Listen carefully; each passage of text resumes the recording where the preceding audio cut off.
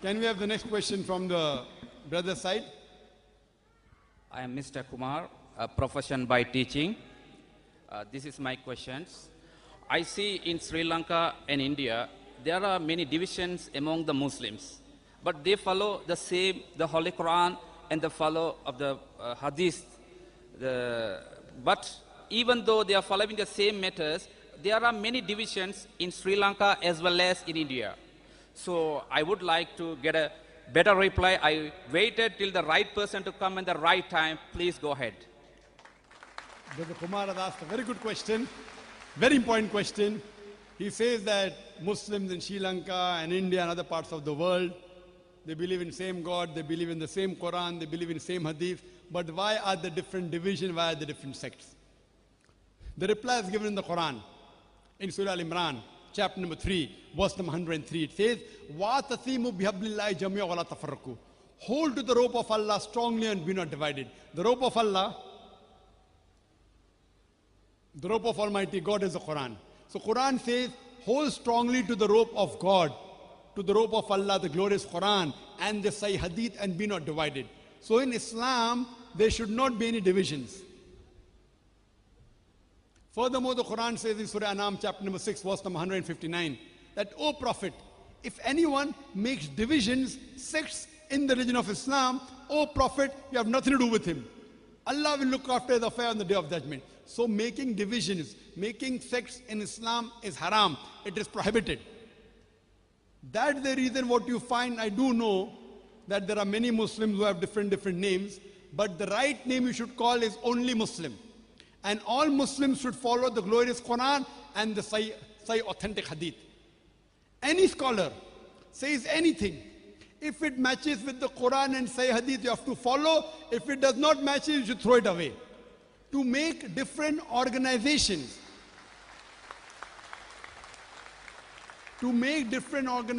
some want to work in the field of education, some want to work in the field of religion, some want to help the poor, there's no problem. Doing Jama'ah, making different organizations, no problem. But as a deen, as a religion, we cannot be divided. There can be no sects. The Quran says we should not make sects. But our beloved Prophet Muhammad said, it's Hadith, the Sahih Hadith of Tirmidhi, Hadith number 171.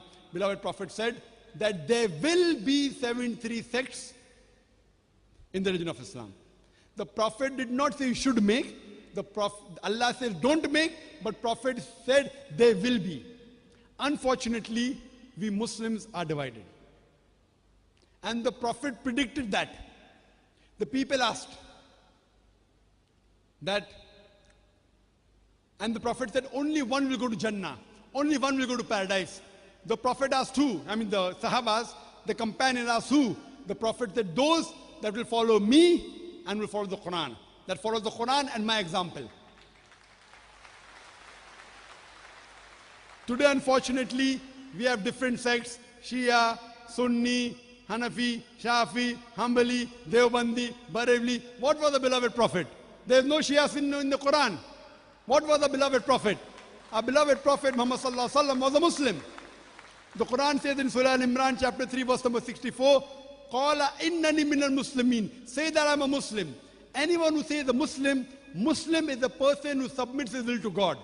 Any scholar says anything. All the four great A'immad, Imam Abu Hanifa, Imam Ahmad ibn Hanbal, Imam Malik, Imam Shafi, all of these four great scholars, they said, if you find any of my fatwa which goes against Allah and His Rasul, you throw my fatwa on the wall.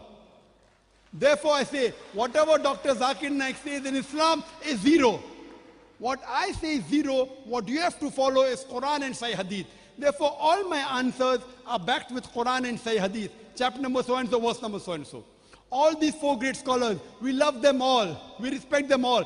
They never came to make sects or divisions. They came for people to understand the religion better. But unfortunately, the followers, they started making divisions. Unfortunately. What we have to, any scholar says anything, if it matches with the Quran and the Sahih Hadith, you obey it, otherwise reject it. Allah says in the Quran in Surah Nisa, chapter 4, 59, Atiullah, Atiur Rasul. Obey Allah and obey the Messenger.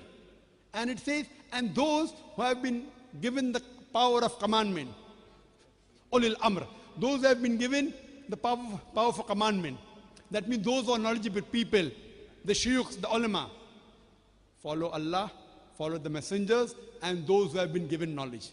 But it does not end there. It continues. If the people with knowledge, if they differ, go back to Allah and His Rasul. If two scholars say something, if they differ, go back to Allah and His Rasul. Check what the Quran says, check what the Sahih Hadith says. Therefore, if you ask me, what am I say I'm a Muslim. I'm first a Muslim, I'm last a Muslim. I follow the Quran and the Sahih Hadith. Anyone says anything, if it matches with Quran and Sahih Hadith, I follow it. If it's a deviation because of culture, because of the land, because this country has a different culture, India has a different culture, Sri Lanka has a different culture, Pakistan has a different culture, don't follow culture, follow Quran, the saying of Allah the Creator, and the correct saying of Prophet Muhammad Sallallahu Alaihi Wasallam. If it is not available in the Quran and the Sahih Hadith, it is not part of our deen. If it is proven from the Quran and Sahih Hadith, it is our deen. So Islam is only one, and there should not be division in this religion. Hope this answers the question, brother.